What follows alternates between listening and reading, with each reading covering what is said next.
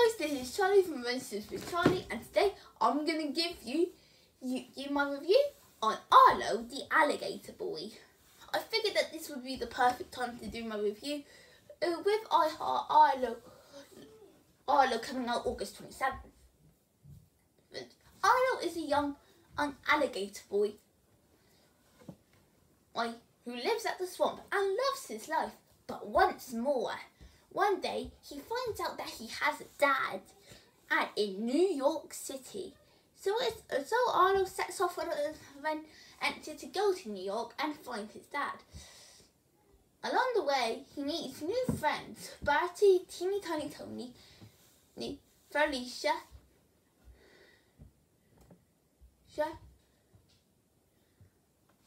Aaliyah, and Marcellus. While they need to also avoid Gruff and Stucky, Aki who are after Arlo to save their business. Now, after the alligator boy, it's not just a movie; it's also a pilot to Netflix's all-new series, which I mentioned in the beginning. I Heart Arlo. And I think they're doing a big start with it. But I've noticed something. Netflix do the original series Arlo with the movie, and they're ending their Troll Hunters series with the film. Coincidence? I think not. Anyways, I was pretty excited when I saw the trailer. It looked colourful and unique, and well, I thought it was decent. It wasn't really amazing, but I kind of enjoyed it. There was a lot I liked and a few problems with it. So let's get into the characters of it. So there are definitely a lot of problems with these guys. They're just one-dimensional tropes of just characters that Arlo meets on his journey. Bertie is the big, tough one of the teeny tiny only is the New York soul. Conman. Aaliyah is the cat lady as well as the bus driver. But Marcellus is the one who hates kids, and Felicia is the diva. But as well as Gruff and Stucky, Aki being a typical poacher like villains. As for the main character himself, there's not really much that Arlo offers. In fact, he's more of a SpongeBob SquarePants ripoff. Sounds weird, I know, but he has the same charm as SpongeBob. I will admit, I did like it when he was at the swamp. In the beginning, it really was pretty effective.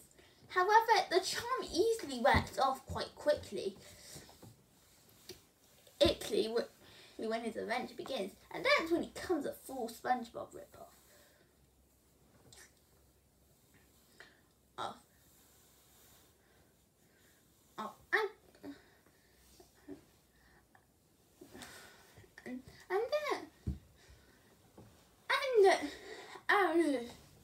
And so Arlo's that. I'm not going to go too much about him, because he's actually the most interesting character. While he is cliched at moments, one thing I like is that I gave the backstory why he had to abandon Arlo. And even though he thought it was the wrong, he thought he was doing the right thing, even when he isn't. So yeah, he's an interesting character. And the actors in this, I'm surprised how good they are. They do a really good job with their performances. I really liked them all. And each one did a great job. Heck, they even got a guy called Tony to voice Teeny Tiny Tony. Anyways, let's get on to the songs. Now, this is a musical, and the songs here are actually pretty good on their own. Well, I wouldn't say I was a huge fan of the first two tunes of the film. More, and Beyond these Falls. They're both really good songs, but they don't have similarities of both being typical I Want songs, which I tried to cash in on Disney. However, the rest of the songs are actually done really well. You have Follow Me Home being probably my favourite with its good message. Doesn't relate stability. Better Life, which introduces us to Arlo's dad, as Wash the Heart Away, which might actually be my second favourite song because of how hot, how you really do feel sorry for Arlo through that song.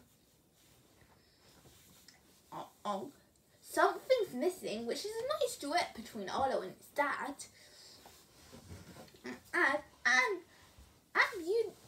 Beautiful Together being a really good finale to the film.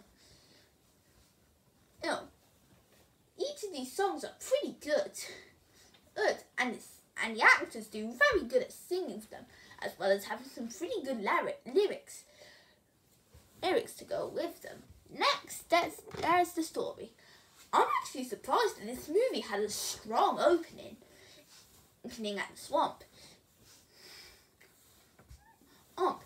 It built up the musical tone quite well, even the first two songs weren't my favourites. It showed who Arlo is as a character, and we may understand why he has to go on this quest to see his dad. However, once Arlo leaves his swamp, that's when the film weakens.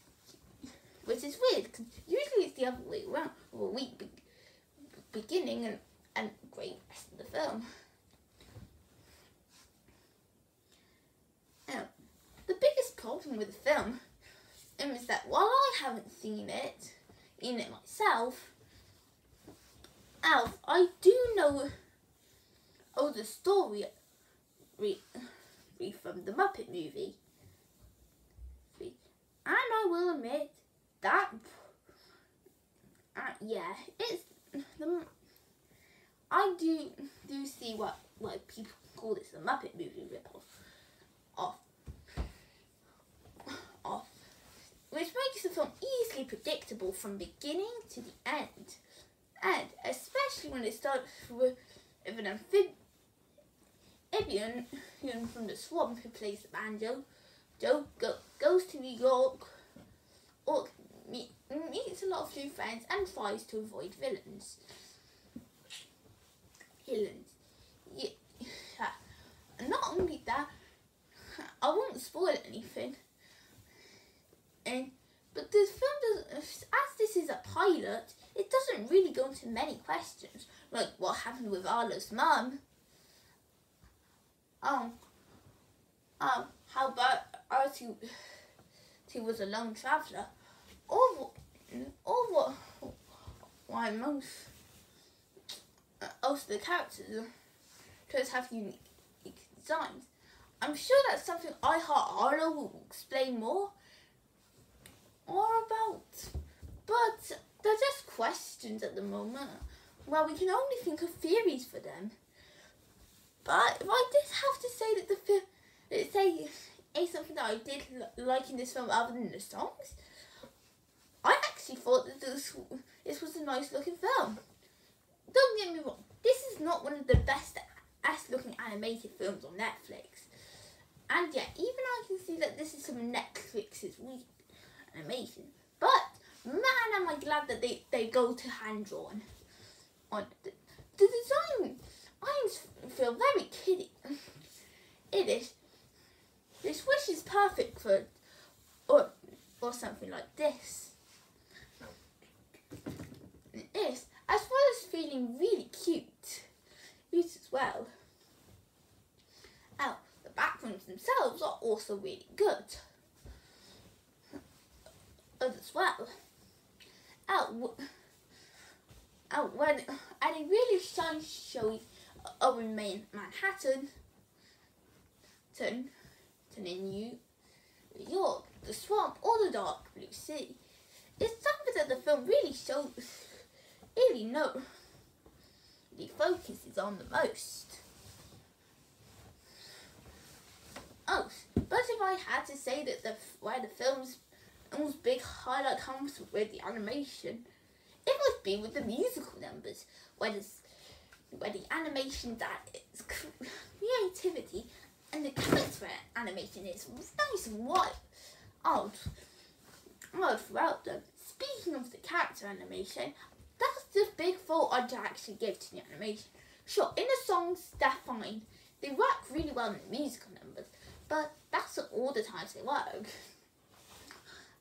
The other times they just feel pretty stiff.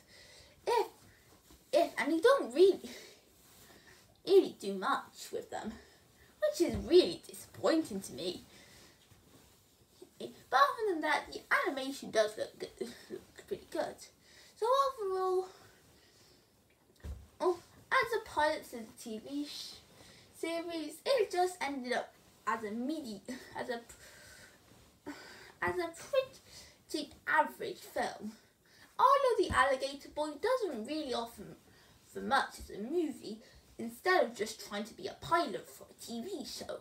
While the film does have some pretty good animation and enjoyable musical numbers, but they're not enough to stop the problems of the film. Yeah, the film has a strong opening, but the rest of the just feels bland and predictable. And while the actors do a good job, the actors could either be a SpongeBob rip-off of Arlo, or just one-dimensional. Now, personally, my recommendation is how excited you are for I Heart Arlo. If you are really interested in the show, then I recommend watching this in the week I Heart Arlo comes out, so you're ready to watch the series. As for me, I'm gonna give this a 6 out of 10. And who knows, it might actually be a good show, but all we got at the moment is just one average introduction. So I hope you guys enjoyed this video. Feel free to comment, like and subscribe, and I will see you next time.